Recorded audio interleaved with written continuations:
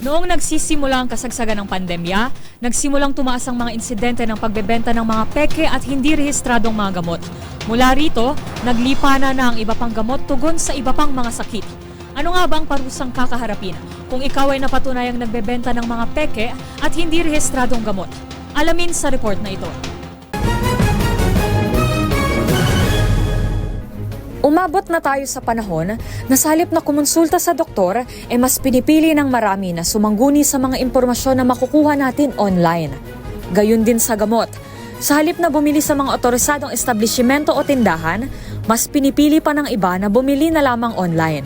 Ang paalala ng kinauukulan, ang mga ganitong gawi ay may kaakibat na responsibilidad.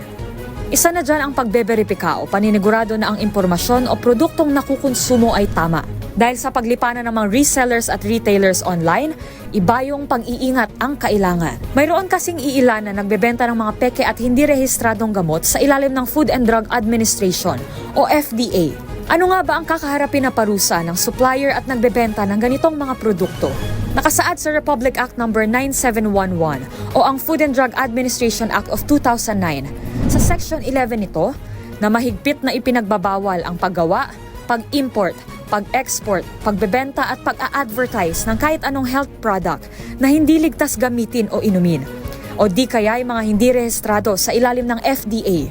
Ang sinumang mahuli ang nagbebenta ng mga nabanggit na produkto ay papatawa ng pagkakakulong na 1 hanggang 10 taon o pagmumultahin ng hindi bababa sa 50,000 pesos at hindi hihigit sa 500,000 pesos, depende sa desisyon ng korte. Kung mayroon pa kayong nahuling ipinagbabawal na akto o kaya naman ay mayroon kayong reklamo, itag nyo kami sa DZRH.